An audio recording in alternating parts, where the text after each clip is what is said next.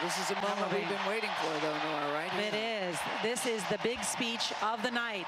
Let's listen to the crowd. Let's listen as Governor Tim Walz accepts his party's nomination and gets introduced to the American people.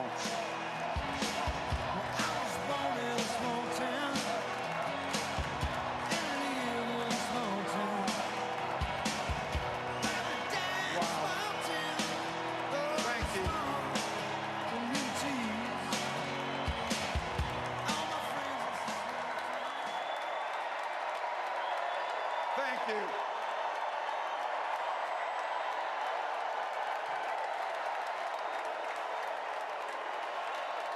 Thank you.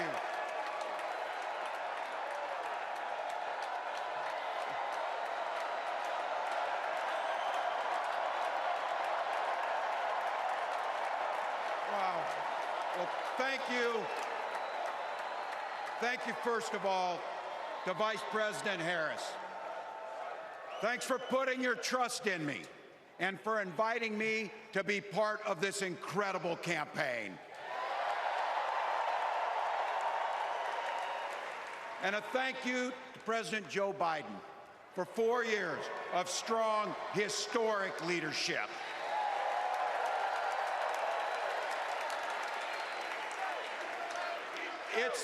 It's the honor of my life to accept your nomination for Vice President of the United States.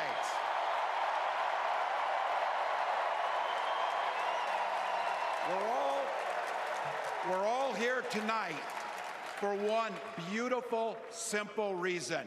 We love this country. So thank you to all of you here in Chicago and all of you watching at home tonight. Thank you for your passion. Thank you for your determination. And most of all, thank you for bringing the joy to this fight.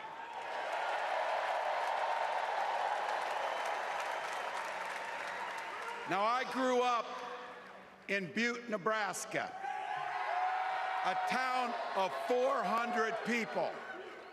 I had 24 kids in my high school class, and none of them went to Yale. But I'll tell you what, growing up in a small town like that, you learn how to take care of each other. That family down the road, they may not think like you do. They may not pray like you do. They may not love like you do, but they're your neighbors. And you look out for them, and they look out for you. Everybody belongs, and everybody has a responsibility to contribute. For me, it was serving in the Army National Guard. I joined up 2 days after my 17th birthday, and I proudly wore our nation's uniform for 24 years. My dad, a Korean War-era Army veteran, died of lung cancer a couple years later. He left behind a mountain of medical debt. Thank God for Social Security survivor benefits. And thank God for the GI Bill that allowed my dad and me to go to college, and millions of other Americans. Eventually, like the rest of my family, I fell in love with teaching. Three out of 4 of us married teachers. I wound up teaching social studies and coaching football at Mankato West High School. Go Scarlets! We ran a 44 defense. We played through to the whistle on every single play, and we even won a state championship. Never closed the yearbook, people.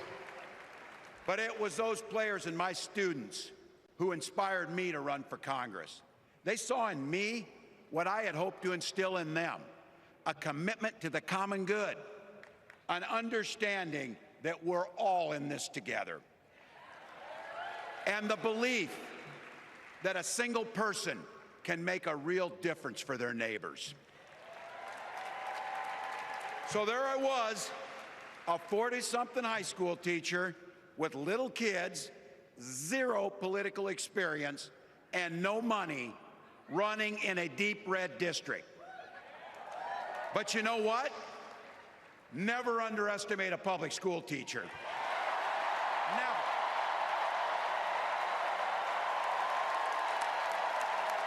I represented my neighbors in Congress for 12 years, and I learned an awful lot. I learned how to work across the aisle on issues like growing the rural economies and taking care of veterans. And I learned how to compromise without compromising my values. Then I came back to serve as governor, and we got right to work, making a difference in our neighbors' lives. We cut taxes for the middle class. We passed paid family and medical leave.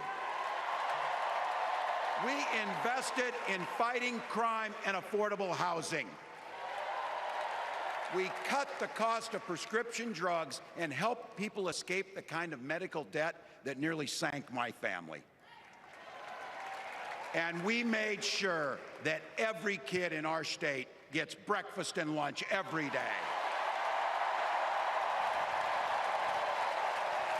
So while other states were banning books from their schools, we were banishing hunger from ours.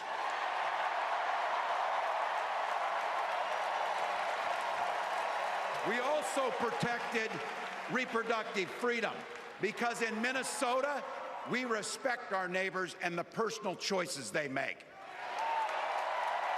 And even if we wouldn't make those same choices for ourselves, we've got a golden rule. Mind your own damn business.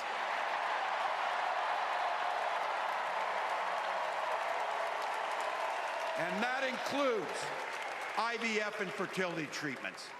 And this is personal for Gwen and I. If you've never experienced the hell that is infertility, I guarantee you, you know somebody who has. And I can remember praying each night for a phone call. The pit in your stomach when the phone had rang, and the absolute agony when we heard the treatments hadn't worked. It took Gwen and I years, but we had access to fertility treatments.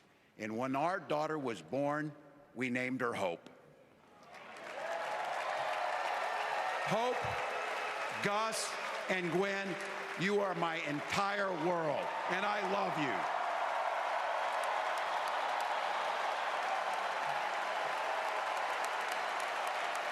I'm letting you in on how we started a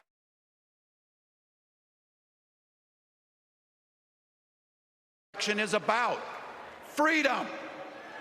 When Republicans use the word freedom, they mean that the government should be free to invade your doctor's office. Corporations free to pollute your air and water. And banks free to take advantage of customers. But when we Democrats talk about freedom, we mean the freedom to make a better life for yourself and the people that you love. Freedom to make your own health care decisions. And yeah, your kids' freedom to go to school without worrying about being shot dead in the hall. Look, I know guns. I'm a veteran. I'm a hunter. And I was a better shot than most Republicans in Congress, and I got the trophies to prove it. But I'm also a dad. I believe in the Second Amendment, but I also believe our first responsibility is to keep our kids safe.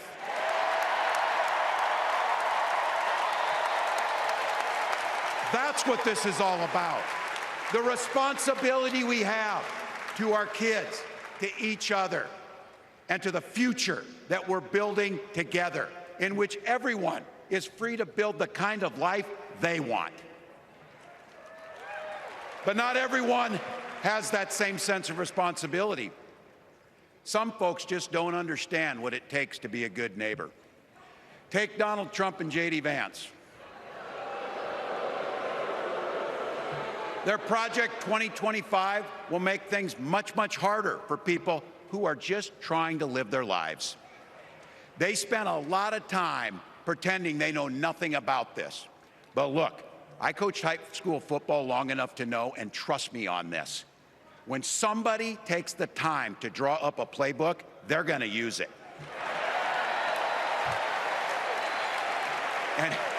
And we know if these guys get back in the White House, they'll start jacking up the costs on the middle class, they'll repeal the Affordable Care Act, they'll gut Social Security and Medicare, and they will ban abortion across this country with or without Congress. Here's the thing, it's an agenda nobody asked for. It's an agenda that serves nobody except the richest and the most extreme amongst us. And it's an agenda that does nothing for our neighbors in need. Is it weird? Absolutely. Absolutely. But it's also wrong, and it's dangerous. It's not just me saying so. It's Trump's own people. They were with him for 4 years. They're warning us that the next 4 years will be much, much worse.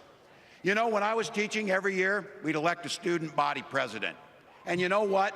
Those teenagers could teach Donald Trump a hell of a lot about what a leader is. Leaders don't spend all day insulting people and blaming others. Leaders do the work. So I don't know about you, I'm ready to turn the page on these guys. So go ahead, say it with me. We're not going back.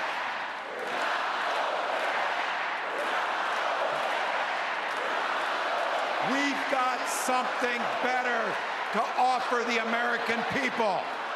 It starts with our candidate, Kamala Harris. From her first day as a prosecutor, as a district attorney, as an attorney general, as a United States senator, and then our vice president, she's fought on the side of the American people.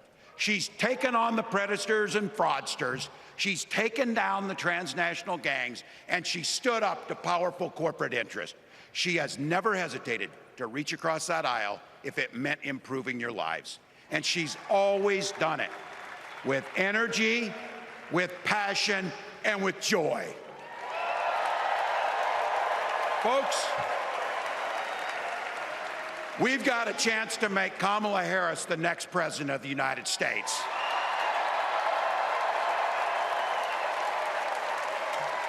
But I think we owe it to the American people to tell them exactly what she'd do as president before we ask them for their votes. So here, this is the part, clip and save it and send it to your undecided relatives so they know.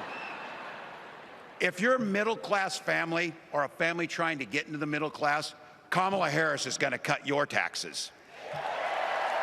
If you're getting squeezed by prescription drug prices, Kamala Harris is going to take on Big Pharma. If you're hoping to buy a home, Kamala Harris is going to help make it more affordable.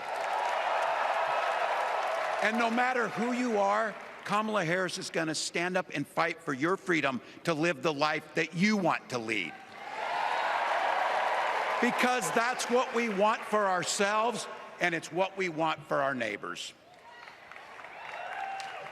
You know, you might not know it, but I haven't given a lot of big speeches like this. But I have given a lot of pep talks. So let me finish with this, team. It's the fourth quarter. We're down a field goal, but we're on offense and we've got the ball. We're driving down the field. And boy, do we have the right team. Kamala Harris is tough. Kamala Harris is experienced, and Kamala Harris is ready. Our job Our job for everyone watching is to get in the trenches and do the blocking and tackling. 1 inch at a time, 1 yard at a time, 1 phone call at a time, 1 door knock at a time, 1 $5 donation at a time. Look, we got 76 days. That's nothing. There'll be time to sleep when you're dead. We're going to leave it on the field. That's how we'll keep moving forward. That's how we'll turn the page on Donald Trump. That's how we'll build a country where workers come first. Health care and housing are human rights. And the government stays the hell out of your bedroom.